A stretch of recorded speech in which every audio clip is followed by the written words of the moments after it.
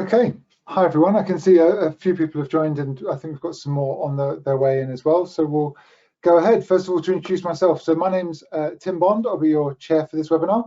I am the Director of Insight at the Data and Marketing Association here in the UK, which means I oversee a lot of the research, both industry and consumer, that we run as part of our kind of role as a membership body for this sort of space. But I'm here to chair this session put together by Lead Forensics, so thank you very much to them, around customer retention and strategies for success in a transformed world. So with that, a bit of an introduction really. I think we'd all agree that the pandemic has really changed the way that we all live, work, play and shop in all our ways and all the kind of parts of our life. From our own customer engagement research, which has been running since back in 2016, we first started it, and it's an annual piece. We've seen that the pandemic has actually accelerated some of the key trends that we've been tracking over that time as well.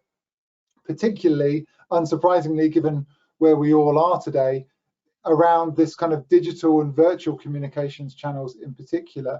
They were always sort of growing there in the background over recent years, but clearly the last, well, nearly 2 years now, has just accelerated that much faster than we may have expected and brought up some new channels as well. It's fast becoming something now that people and a lot of our customers actually expect as the norm and not just a kind of good add-on to have. In addition, we've seen customers reevaluate what's important to them and change accordingly, whether that's in the B2B or B2C context as well. In our consumer research, we've seen switching actually reduce slightly over the last 2 years, but it's still over half of people who have switched something, one of the categories that we asked about in the last 12 months. And of them, 40% said that they did that because they had a bad experience. So not giving customers the experiences that they expect is still, you know, a big risk to brands, even in the pandemic, when people maybe want to stick with the ones they see as more reliable. So within B2B in particular, with all the changes to work practices, as well as coming out of the pandemic and potentially starting to reevaluate suppliers with more scrutiny once again, which maybe might have been parked or paused over the troubling times when other issues were being dealt with. Building trust and loyalty within this space remains a key challenge for many businesses. So to build this trust, there are a few things that all brands need to do, and lots that brands can choose to do as well. In a lot of the research and conversations I have, we always see that these ideas of functional drivers and price are really and clearly hygiene factors that all businesses must be aware of. That's the old Ron Seal line of doing what you say on the tin. And it's also about being the right price, not necessarily the cheapest, but the right for what you're providing and the service that you're providing as well. However, in the last 2 years, we've also seen an acceleration in the need for brands to be things like compassionate and values driven as a possible differentiator. That can be anything from just treating customers and staff well to good corporate citizens and CSR programs, or sustainability, or supporting local economies as well. In the last year, that's been a popular one. Also, the potential to prove their reputation, either through customer testimonials, recommendations, referrals. Those are not just really powerful acquisition tools, but really good ways of showing that you are the kind of brand that should be sort of stuck with as well. Then also customer experiences. So things like free trials, good customer service, and a big one in B2B, which I think is often overlooked actually in the B2C space, is this idea of tenure. And actually looking after those long-standing customers, not just giving the best deals to the new customers, which we see a lot in the consumer space, actually rewarding those customers that stick with you and have that length of service, and making them feel as valued as they really are. So how can B2B brands ensure that customer satisfaction, reduce that churn and increase loyalty? And also, how's that changed over the last 2 years?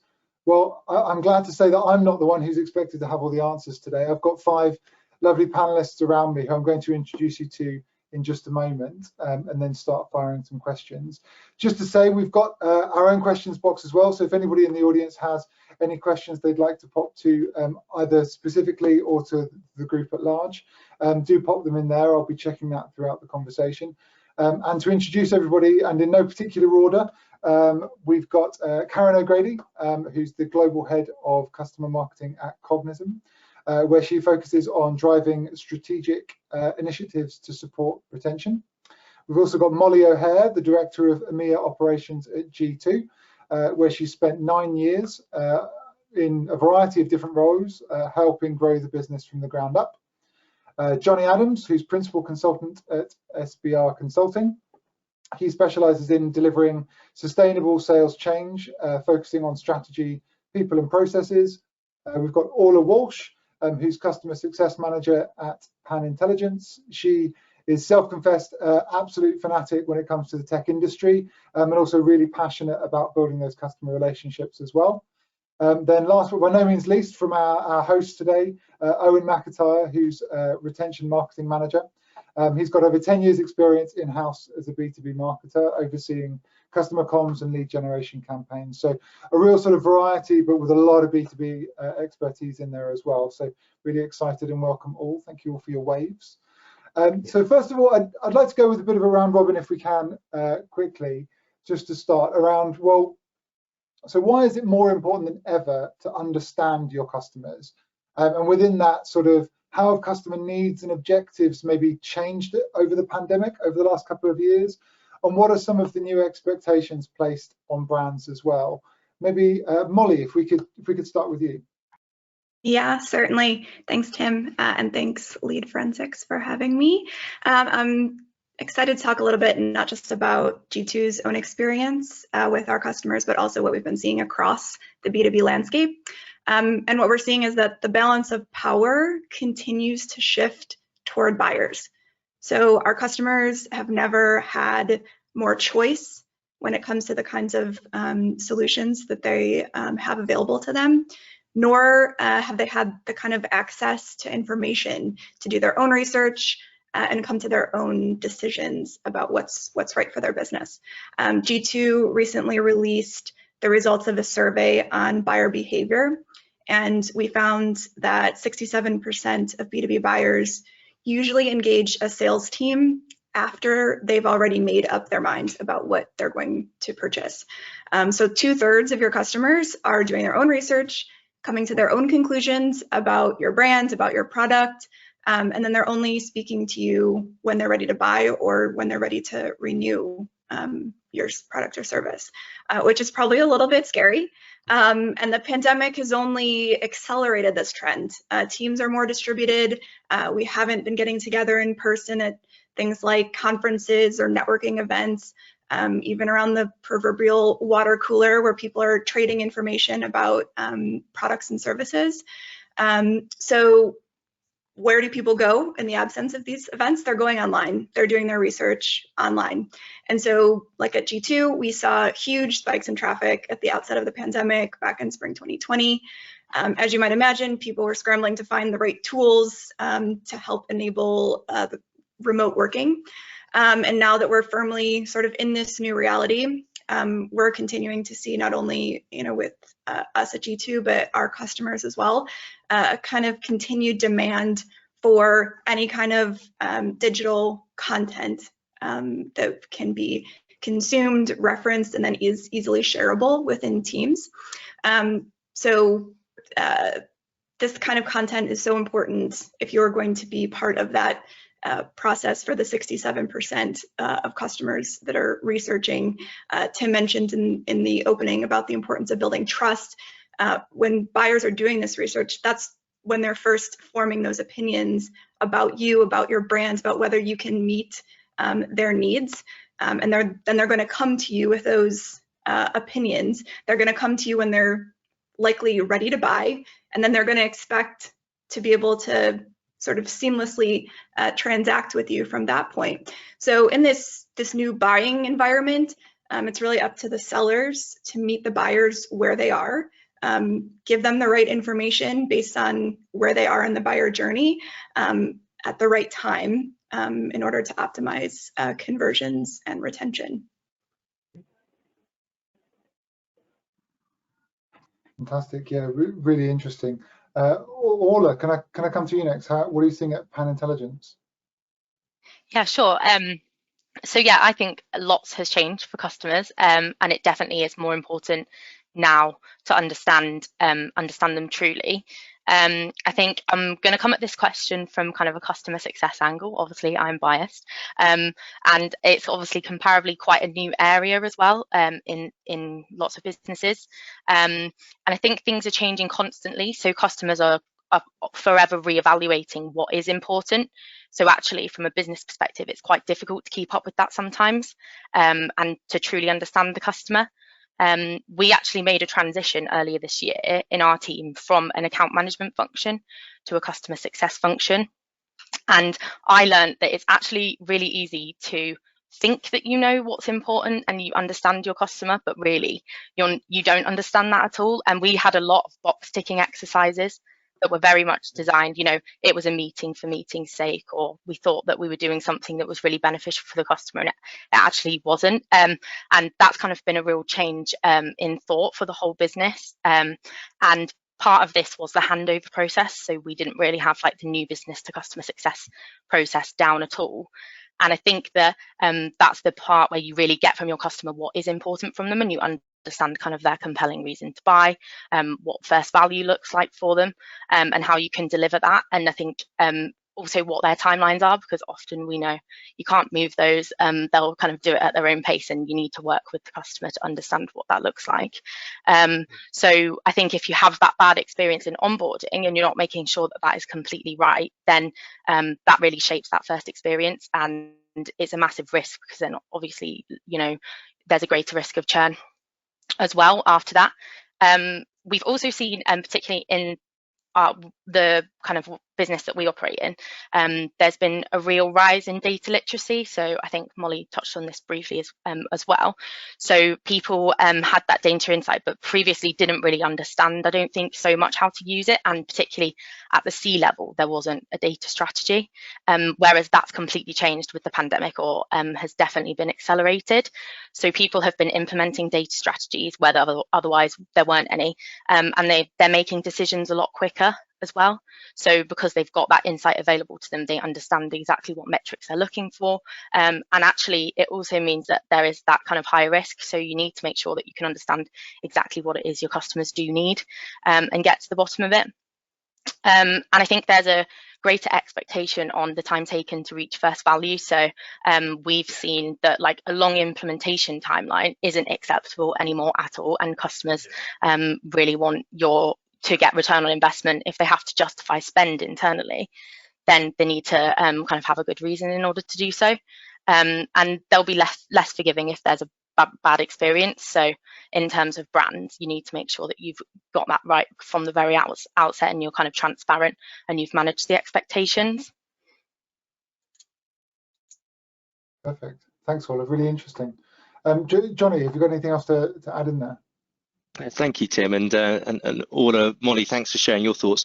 It's interesting. I've just got one key thing to share, really, and it corroborates Molly's research at G2. I'm a sales consultant, so I firmly work within the sales funnel, but I know that marketing and sales is intertwined very heavily, as we all can be aware if you're a marketeer or a sales professional. Back in 2017, Forrester brought out some research around the death of the B2B salesperson. Now, that's quite close to my heart. If anyone's read or watched the video, it actually corroborates with the research about G2. About 68% of B2B buyers are looking online before going to see a sales professional for their opinion. It's fascinating because working with an organization recently as a consultant, one of my clients is a unicorn within the SaaS space. They sell HR performance software to organizations, and what we focused on was, over the last 18 months, is the complexity of the current competitor landscape is just ever growing. So how do you cut through that? By making sure that you first map your client and your customers' buying process prior to then going into the sales process. I think that's a unique element towards the way that sales professionals should focus on things to ensure that we can understand our customer much more about how we should act, rather than actually thinking this is the way we should do it. We should first and foremost understand how our customers buy, and then match the way that we can then service those through marketing, great nurturing campaigns, and on towards the sales team. So I just wanted to corroborate what Molly mentioned as well. Thank you, Tim. Okay.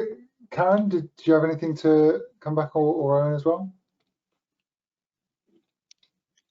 Yeah, I think everyone said some very interesting things there. And I think, just at least from my perspective, to go back to what Ola was saying, I think, yeah, we need to, for us at Cognism, we really have to focus on the onboarding process, because onboarding can make or break a customer ultimately. So if you can map out your customer journey and really identify all the areas that you need to resolve and improve to make sure that you are delivering a meaningful and memorable experience to your customers, that is certainly something we're looking to achieve. So that's, at least from Cognism perspective, that's where we're at, and we've made some really good progress on that.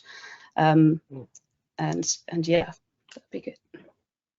Yeah, I'd like to second that, actually. I think, picking up on what Ola was saying about kind of time to value, and people wanting, they want a more personalized journey at the beginning of their onboard. So actually, once you purchase a piece of technology, you purchase a SaaS, you get a subscription. All of us these days, there was a time when it was acceptable to take 3 months to deploy. Now people want it as quickly as they can. Us at Lead Forensics, we used to have a 12-step, 12-call onboarding process, which took 12 weeks. But actually, we recently surveyed our customers, well, I say recently, in the last 18 months, and that was just taking them far too long, and many people weren't getting to the end of it. So now we've got a 3-call process where actually you can get to value within less than 48 hours. And that has actually helped improve our retention no end. And actually our customers are much happier as a result of it. And I think when we talk about how has the pandemic and how has different things in the modern world changed people's expectations, that's just it. People expect things to be faster. You purchase software, you expect to be an expert within an hour. And we've got to meet those expectations in order to retain our customers. So yeah, all good stuff.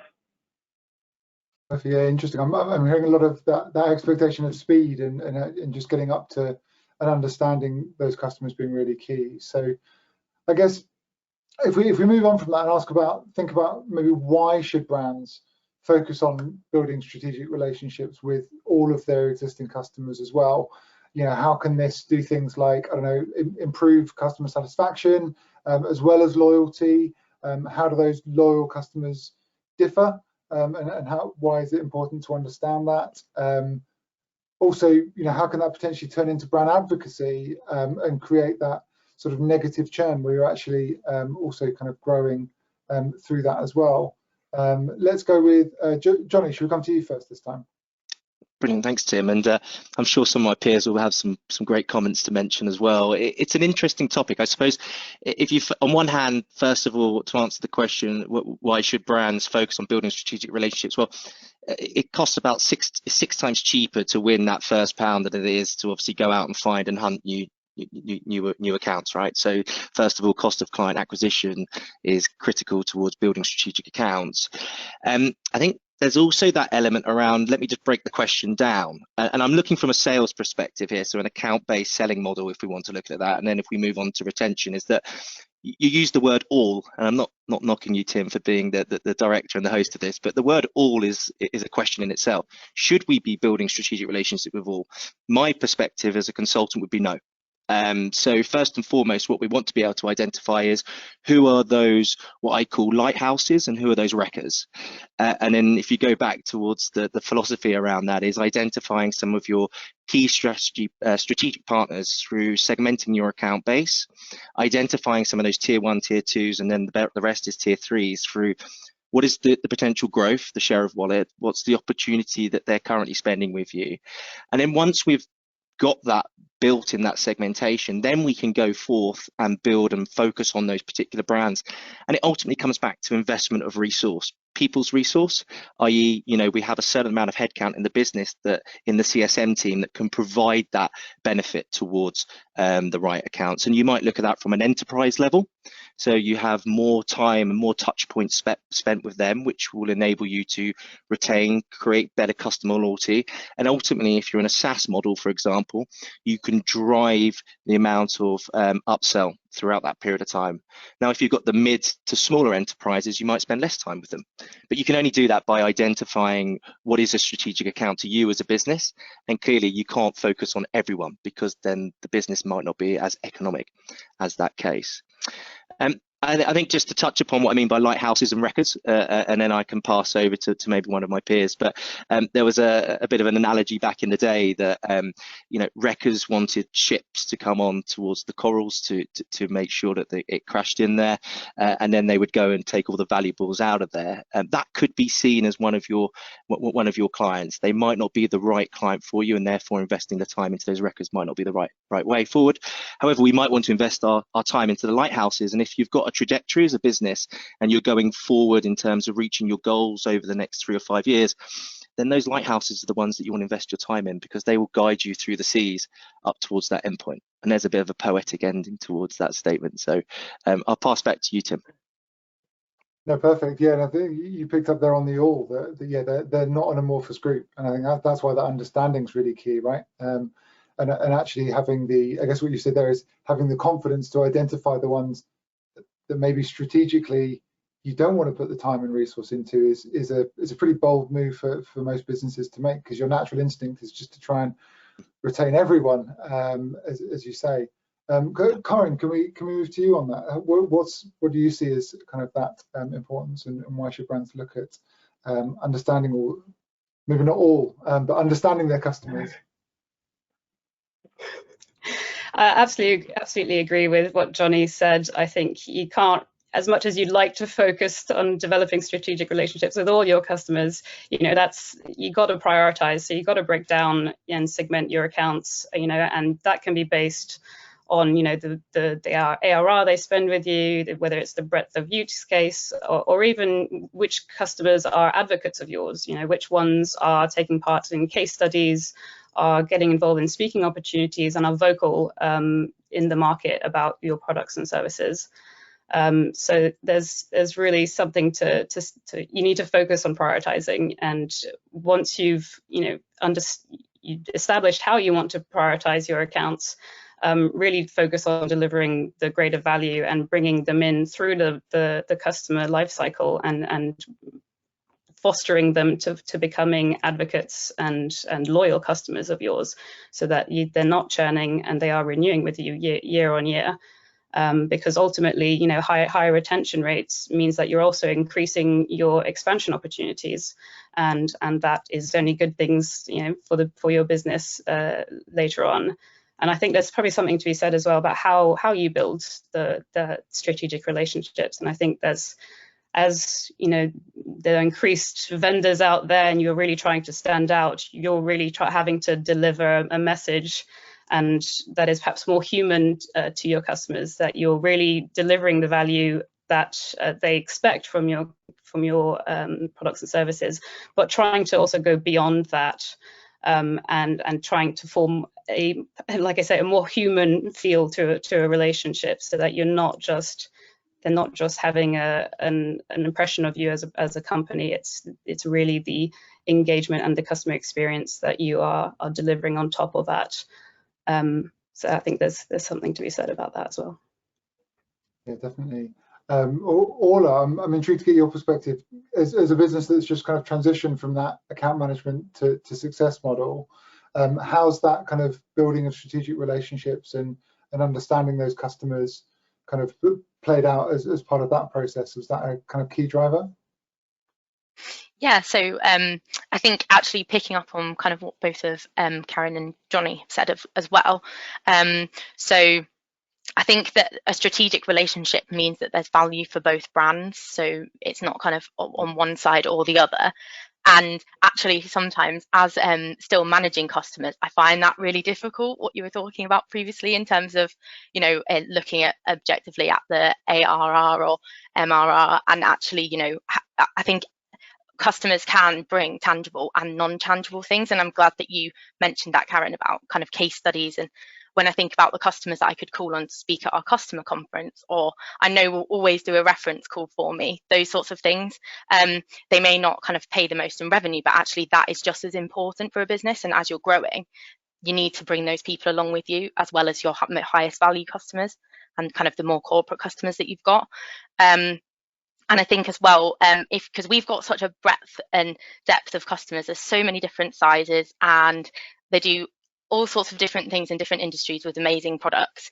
And sometimes it's really hard to look at all of them and capture the voice of the customer. So are we doing anything in the product that actually would maybe be detrimental to a segment of them, or is that going to kind of work for everyone? Is it something that is going to drive us to the growth in those most important accounts? And so if you have those strategic conversations, even if maybe you don't have as much time to invest in the lower value accounts, but at least you have an appreciation of kind of where their strategic goals lie, then I think you can make sure that the voice of the customer shines through, and it's kind of for everyone rather than just for some. And I always kind of have that in the back of my mind, thinking, right, across the breadth, how does this affect everyone essentially? So yeah, it's a difficult one, but it's definitely an interesting one. And I think it's the job of the customer success team to drive those strategic relationships as well, and make sure you've got a breadth of stakeholders in the accounts as well, so that you've got the different disciplines and they're coming at it from completely different angles. So yeah. Perfect. Thanks for that. So I guess next we've got how can brands and B2B businesses in particular go on to exceed those customer expectations? So we've talked about kind of understanding the ones to keep and the ones potentially to at least put less effort forth for, or put less resource into. How can we exceed those expectations and across all touch points? We also talked about that need to be quick and understand them quickly and deliver quickly as well. And where does sort of personalization of experience fit into that? And is that an important factor? How about Omni Channel now in a world that has a myriad just of digital channels, let alone the kind of prospect of returns to face-to-face and in-person attendance? Why is it essential for, is mobile friendly now a must-have in B2B, or has it been for years and people have just been sort of overlooking it? And then where does self-serve fit into this as well? I know, Owen, I'll come to you first just to give you a word of warning, but you mentioned already there that move to actually getting people to have value within a couple of days within Lead Friends, it was a real big game changer. Where does self-serve even start to play into that, where people can start to get that benefit by themselves and then just have the success kind of follow in after that as well? Yeah, absolutely. Well, I think when we're talking about how do we exceed the customer's expectations, for me, that starts with understanding the customer's expectations. So we've talked about voice of customer a little bit, Ola just referenced it there. And I think we want to know what it is that our customers want. And truthfully, we can ask them questions and we can survey them, but we can also kind of go, what would I want in their shoes? And what I would want is I'd want everything for nothing. I'd want it all now. So we kind of want to try and deliver as much as we can, as fast as we can. Like as you say, Tim, like we had our onboarding journey, which was very, very long and very, very thorough. And it was excellent for some customers. It really got them through to a point where they were really strong with our software. But not everybody's got the same kind of view. When we did survey our customers, one thing that came back was, we really love the product, but your resource library could be improved. So, I'm the customer marketer here, and I was like, right, this is now my baby, this is my project, what can we do? And we built a whole new resource library about our product, how to use it, what we can do with it. We launched a brand new community of our users, which actually, big milestone today, we've just passed 8,000 members, so I'm going to take that as a celebration.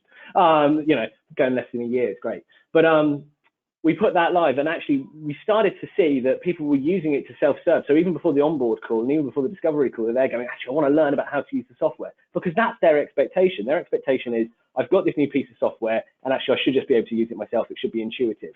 And where it isn't intuitive, we've got to kind of teach them how to do it and promote it. So I'm a marketer. Some of these guys are very clever. They're account managers, they're salespeople, they're great talking to people. I hide behind a computer screen and I do a lot of things digitally.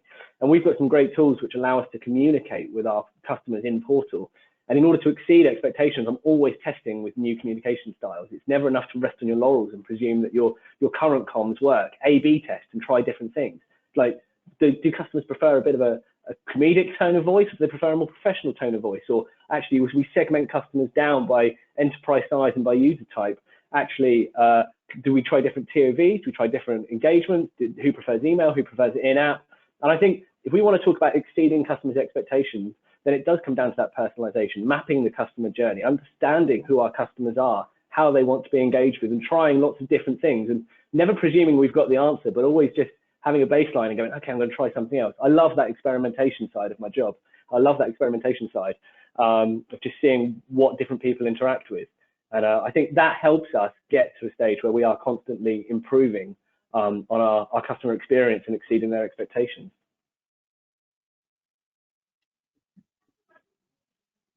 Exactly. Sorry, I've done the classic lockdown thing of forgetting to unmute myself, and I was about to start talking. I thought I'd stunned you into silence. I thought it was just that good an answer from it then. There you go. Yeah. That's great. Karen, can I come to you next about that idea of exceeding those customer expectations, and you know how we can do it, and what your guys' experience is there?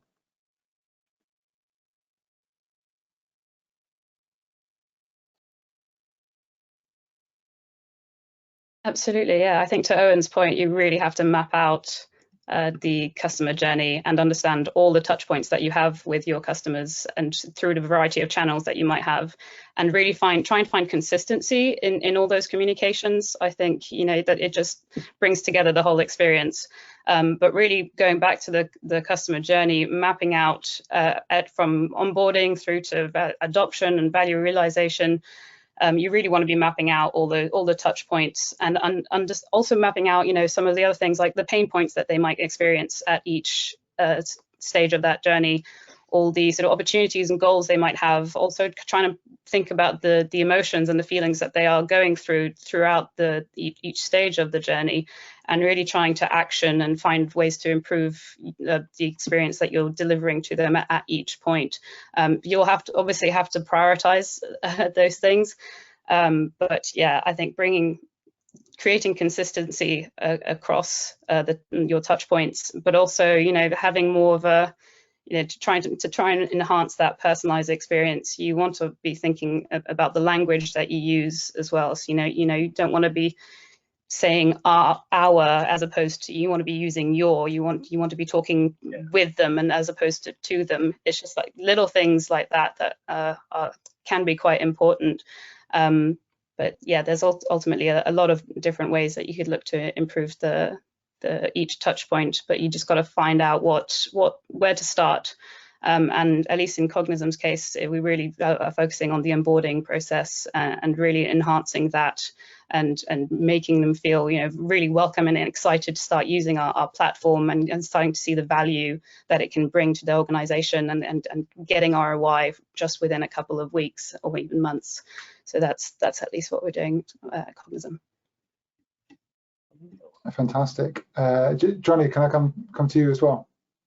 Absolutely. Just did my mute button check as well there, Tim. So there are two points of reference, and it's on the back of what Karen's just spoken about. And the first point, I think, from a more strategic element, when we work with our clients, we work through strategy towards process, then towards execution, so top to bottom.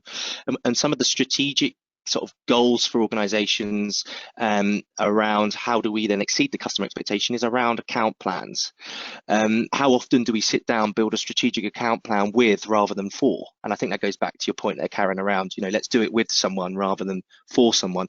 That the element of buy-in that you get is incredible, but equally within those account plans, and I'm talking about that strategic element at the start of the year, that then you go through your QBRs with that client at whatever enterprise level they're at, it enables you then to highlight key, clear objectives. And I liked what Ola mentioned earlier. There's got to be value in it for both, right? And what are the objectives for you, Mr. Customer and Mrs. Customer? And what's the objectives for us as a business to help you reach that?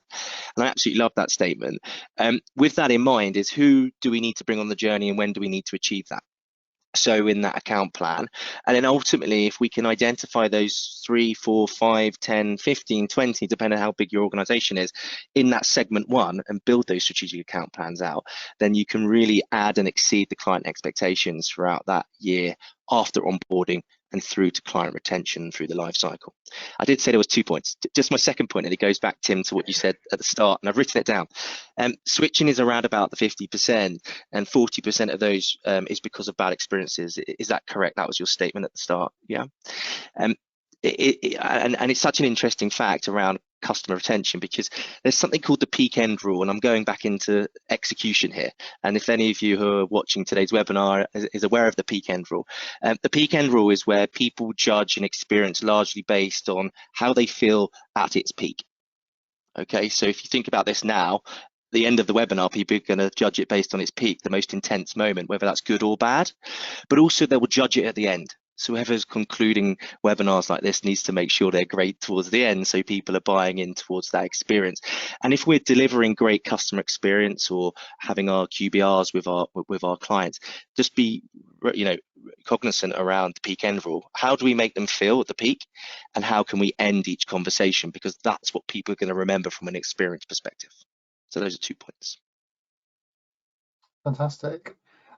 Just a quick reminder to our audience today that you can pop any questions you have in the Q&A section in the tab there, and we can pop them to our esteemed audience. But in the meantime, we can carry on with the next area. Was now looking at sort of software as a service, and actually how can companies start to use this kind of trend or specific kind of SaaS solutions they might have actually as a kind of customer retention tool in themselves. So customers we've all sort of touched on it already, they've moved to that digital first. They're keen to potentially start to leverage tools themselves as well and actually bring them into their own businesses. So how can SaaS offer both benefits, maybe offer unique insights into those kinds of behaviors, deliver value to customers, while also sort of actually helping the business by being a bit more sort of self-delivering as well. I'm not even sure if that's a word. But let's come back to Molly. We haven't heard from you for a while, so can I call on you first? Yeah, certainly. I think it was Orla who brought this up at the very beginning, but when it comes to retention, it's important to remember that the buying cycle doesn't end when you close a sale. You are constantly having to resell your product, your service to your customer throughout their life cycle. So back at the same buyer behavior survey that I referenced earlier, another finding there was 60% of buyers always research and consider alternatives when the product that they've purchased is up for renewal. I was particularly surprised by that. From my own perspective, I feel like if something I'm using, if it ain't broke, don't fix it sort of mentality. But I think just in this, you know, people and companies are very concerned about getting value. Is their investment in their tools paying off? And so they're constantly evaluating, is this worth it? Is this worth the investment? And so for better or worse, you have to keep selling. It's going to look different when you're talking about a customer than when you're talking about trying to secure a net new prospect. But I think you do that by staying focused on the customer needs. And this is where I think some of the SaaS tools that we're referencing can come in. So there are so many new types of tools that are out there that can help brands stay connected to their customers, to demonstrate that value, to understand what's important to them at different points. So, you know, Johnny mentioned the buyer journey and understanding that it's the buyer journey as well as things like usage of your product. There are tools out there where you can measure, and maybe some of these are already built into different SaaS products, but how many users do you have logging in? How many people are actually using the licenses that they've purchased? Things like that, data that you can then feed back to your customer to show in hard numbers, here's the value of the tool, and you can see it right here. Things like automating updates, automating tips on here's what else you can do in our product, a feature you're maybe not taking advantage of, or credits that you haven't used, basically helping the customers help themselves to get the most out of the product that they've bought from you. And then things like intent data, understanding the broader behavior online of your customers as well. So getting alerts like, is your customer potentially shopping around, looking at something else, a replacement perhaps?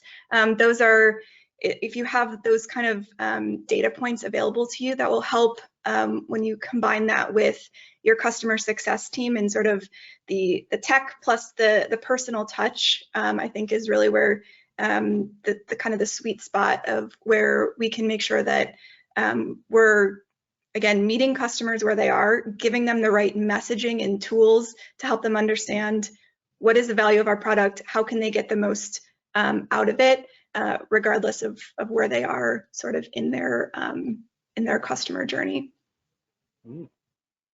Perfect. So I guess next, Owen, can I come to you? How are companies and how are maybe Lead Forensics using SaaS to help retain their customers here as well? Some of you, I'm sure, are in the audience. Yeah, well, I'm pleased to say that we're doing most of the things Molly's talked about. She's absolutely nailed that. I think 100%. It's all about kind of listening to what your customers are doing and assessing it. So actually, SaaS tools give you great insight. We have more insight than we've never had before. We can see when customers are logging in. We can see how much data they've got. We can see what communications they're engaging with. And it's about listening to that and understanding it. So for us, we're quite big believers in Net Promoter Score. And we run NPS surveys relatively often, but that also helps us to see if a customer starts trending downwards. At the beginning, they were a 10, they loved us, hooray! 6 months in, oh, they're a 6, that's less good. But actually, do you know what? We've got time. Let's reach out, find out what's going on, what's the pain point, and let's start mapping it through. Obviously, that example doesn't happen often with Lead Forensics customers. They go from 6 to 10s rather than 10s to 6s. But I think it's very much about actually assessing. Customer health scores are a big thing, and we start using those within the team. Actually, which customers, using SaaS tools and using data and insights, actually, which customers are actually really, really healthy, and which customers are coming back and using your tool day in, day out, and therefore are engaged with it. But also then identifying those ones where you go, actually, as Jonathan mentioned earlier, there's good customers, sometimes there's good customers and bad customers, lighthouses and wreckers. And actually, if you've got a lighthouse who actually has been logging in every day for 6 months and then for a month doesn't log in, well, actually, that's a really interesting signal, and you need to reach out and find out what's going on there. For us, with Lead Forensics, we often talk about our customers use Lead Forensics to see if any of their existing customers come onto their pricing page or any of their cancellation pages on their website, because that's a really interesting intent signal then. And then an account management team or a customer success team can reach out and find out what's going on. I think SaaS can provide you with some real interesting insights to help you retain customers before you can now know that they're thinking of churning before they tell you they're going to churn, which is really interesting. It makes me sound very much like I'm snooping on everybody. I'm not. It's just very, very interesting. Analysis is great. Yeah. You don't have to tell me. Yeah. I think it's really interesting to say about NPS. They're almost the kind of big three of that, like customer satisfaction, customer effort, which I think is one that's potentially underused quite a lot. Actually, how much work do they feel they have to go through to your point right at the beginning, Owen, about actually making it really easy to get to value. I think that's a really nice way of putting it as well as NPS. The other great thing that I have been asked for years is, okay, this is our NPS score. What's somebody else's? And goes, well, no, that's not the point. Yeah. The point is to do better, right? It's the same as any benchmark. Yes, I can find you benchmarks elsewhere in the industry or from other industries that might be akin, but ultimately you are your own benchmark. So do better. That's it, 100%, isn't it? You do your survey and you don't go, what does this do compared to anybody else? You go, actually, this is where we are now, and let's try and improve on that. You know, it's the same with sex, isn't it? I'm making £1 million now. Apple are making billions, but I can't do that tomorrow. But actually, next quarter, I'll make another million. And it's just, we all improve iteratively. Yeah, I think that's excellent, Tim. Yeah. So on that one, Johnny, do you have anything else to add around that as well? I know it's a big topic for you. Yeah, I mean, in terms of, I think it's an interesting topic, isn't it? I mean, it could be debated probably for another hour, but I know we can't keep people on much longer than that. And I mean, how do companies use SaaS to retain customers? I think it's twofold. Is that you've got a choice, first of all, right? So first of all, do I use a SaaS product service, as a software as a service, sorry, or do I use a perm on-perm piece of software that is out the shelf and plug it in and then it doesn't upgrade over a period of time? Well, firstly, I think that the SaaS opportunity is that there's some amazing benefits of that, and Molly mentioned about this and Ola's mentioned about this around the change of the way that the consumer buys. So as a business, if you're running a SaaS product, then you can change quickly and become more agile towards your consumers. Great point, right? So my project roadmap can change very quickly, whereas if you're just off the shelf and you plug in, then you really don't have that agility, and you're very much that sort of one-stop shop that doesn't carry on evolving. So that's the real sort of key benefit to me from a SaaS perspective. So I mean, that's the general logic potentially that you could focus on there, Tim, from that element, and why you might like to purchase SaaS is from that roadmap perspective. And I think there's that tendency towards, if you are running a SaaS product and you are a SaaS firm, then you have to make sure that you're at the forefront of the buyer's mind. You have to make sure that you are changing and becoming agile towards the marketplace. So there's just some of my thoughts on that topic. Fantastic. Orla, did you want to come in on that as well? I know. Yeah, is that okay to jump in? Sorry. I was just going to say, I think that in customer facing roles, sometimes we're really guilty of having this gut instinct, and we're like, we know that about that customer, and I could tell you what their NPS score would say, that kind of thing. But actually, having the data and the metrics is so important, because you do need that data behind that gut instinct, and sometimes that can be wrong, as we all know, because that would be great if we could read our customers' minds. And I think, yeah, having the data is great, but then what is the action once you've got that data? So what's the process that you've got that then it immediately triggers? So do you get on the phone to the customer? Do you book in an executive business review? Kind of what are the steps that you take? And I think, sometimes I know I'll say, oh no, I know that about that customer, but I think having it there in black and white is really important, and you need to make sure that you've got that built within your business and people know what it means.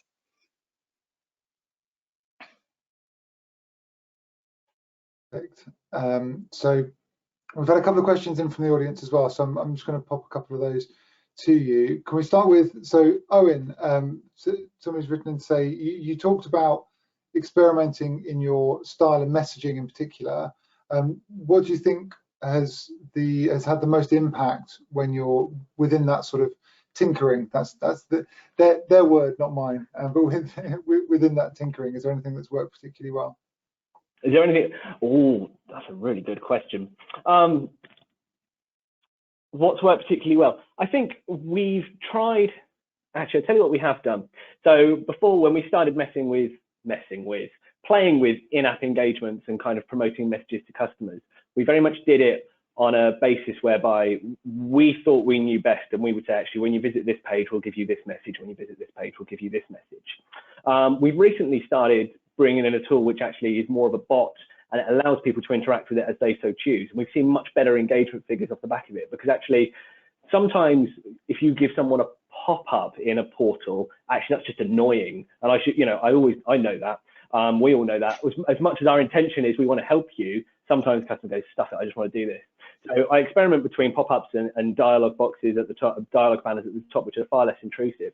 But actually, now that we've brought a bot in, people are actually interacting with it more and more because it's on their terms. Oh, that's down in the corner. Great, I can see that. And I think that's really nice. And again, that comes back to that self-serve element and that customer's expectations. Customers just want to be able to get to the data when they want it, not when you want it. It's not on your terms, it's on the customer's terms. So it's anything that you can do to actually help the customers interact with things on their terms helps. And that's what I've seen. I know I'm reminded of an experiment.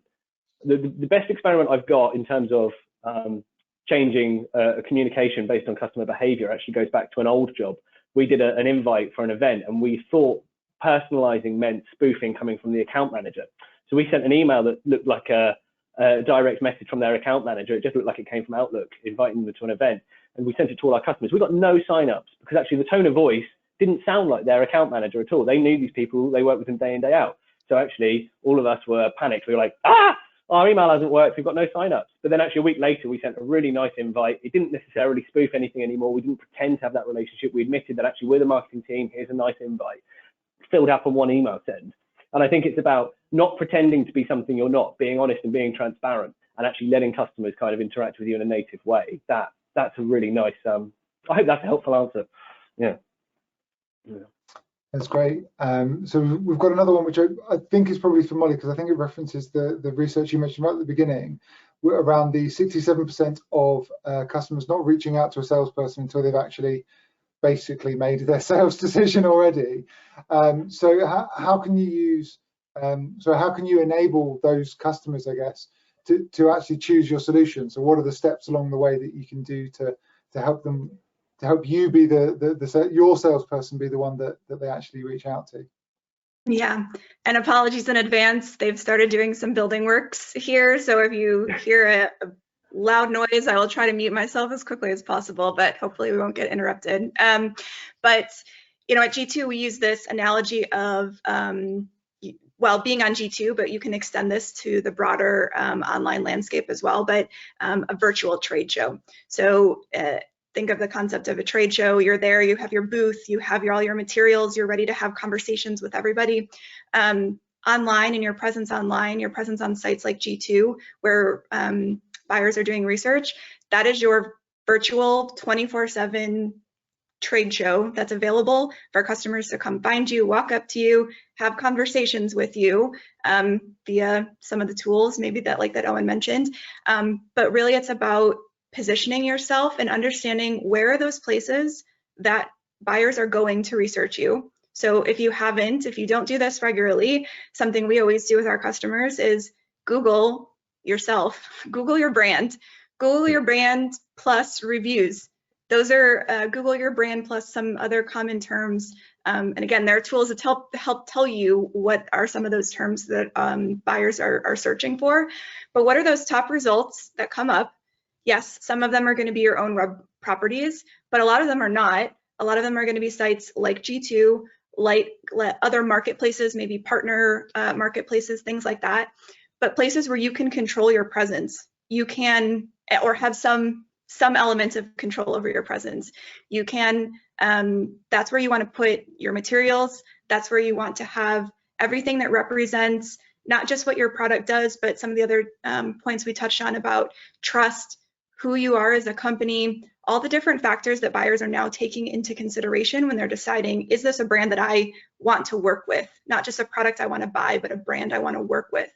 So anything that you can do to put your best foot forward on those places digitally, primarily where buyers are doing their research, that's what you want to focus on. And throughout sort of the different stages of the journey, the different touch points and places where buyers might encounter your brand, might encounter a competitor, or just your space in general. So that's what I would recommend focusing on, so that they have as much information and accurate as you would want your brand to be represented, available to buyers when they're doing that research on their own. Fantastic, thanks Molly. So before we come to the final question and I go around the whole group again, just wanted to let everybody know that a poll will be coming out in the next few minutes from our hosts, Lead Forensics, where you can find out a little bit more about some free trials and the services they offer as well. So don't be alarmed if you get a pop-up. We are still here and we're going to finish out the time.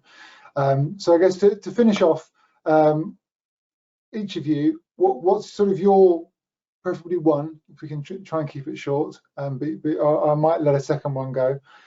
So what are your tips, or what's your tip for building relationships with customers and improving that kind of customer retention? If there was one thing that you wanted the audience to take away, and I apologize in advance, Molly, you're going to be last, so you're going to have everyone else's to try and contend with. So let's come with Orla. Let's come to you first. Okay, so I would probably say make customer success an organization-wide priority, and any insight that you do collect, make sure that it's actionable. Fantastic. Karen, can I come to you next? Yeah, I think certainly creating a customer retention mindset across all employees in the organization, from pre-signature all the way through, is highly important. And I think just to kind of advocate for customer marketing, I think there is a lot of value to be gained from a customer marketing team. So if your organization doesn't have such a department within marketing, I would strongly suggest investing in that, because it really bridges the gap between marketing and customer success. And I think there are a lot of value adds from a sort of retention, advocacy, expansion, and expansion perspective that customer marketing can add to that. Fantastic. Johnny? Because we can also help you out with customer satisfaction and running surveys and things. Great. Should I shoot there, Tim? Yeah. Being very short and concise, so Robert Cialdini did a piece of research around the 6 principles of influence and persuasion. One of the principles around consistency is my tip. If you're consistent to whatever account, whether it's tier 1, tier 2, tier 3, that consistency builds trust, it builds loyalty, and it will reduce the negative churn. Fantastic. Owen? Yeah, I'm some of the things that Molly was saying earlier about Googling yourself, and that Orla was talking about, but don't always trust your gut instinct, reminded me of something I was told very early in my career. We had a chairman at one of the businesses I had who said to me, Owen, as a marketer, you're going to be our advocate for our brand, and you're always going to be promoting us. He said, but you should never believe your own BS. And I think that's kind of something that's always stuck with me, actually. We always think that we can do no wrong, but actually our customers will sometimes be quick to tell us where we can improve. And I think my one tip for improving retention would be we've got 2 ears and 1 mouth, and just make sure you're listening out to what your customers are saying, because they're going to be your greatest source of insight. And then Molly. Yes. So I think one of the biggest wins that you can have in terms of building relationships and helping with retention is allow your customers, your happy customers, those lighthouses that we've been talking about, get them in position to help sell for you. Set them up well to be your advocates, to serve as references, to leave you glowing reviews on websites like G2, where you can then amplify that. You don't have to be calling them all the time for reference calls or things like that, but put them in a place and take advantage of the great experience that you've been able to deliver with your lighthouse customers, and use that to tell your story, not from your own, don't take it from me, take it from these happy customers that are really satisfied and would be glad to tell you about why, we are so great. It's a strong message to send to your prospects, and really feel confident that they are making the right choice when they decide to work with you. Yeah, so it's a really good place to finish. I think that point also has almost that double-edged kind of benefit of both reassuring people along the journey, but also we've in some consumer research we did a couple of years ago, so less in the B2B space, but I think it still holds true. We saw those customers that come in through kind of referral programs, they're stickier, they stay longer, they spend more on that, like all of these good benefits of those customers that come from those, as you say, those sort of lighthousey style. So it's just about enabling those happy customers to voice that is yeah, really, really powerful as well. Fantastic. Well, thank you all very much for your time. Orla, Johnny, Molly, Owen, and Karen. Thank you to Lead Forensics for hosting us. And yeah, I hope everybody has enjoyed it. Apologies to the one question we didn't quite get time to get to, but we're hitting about 3 o'clock on the dot, so hopefully not overrunning either. Have a good rest of the day, everybody, and thank you again.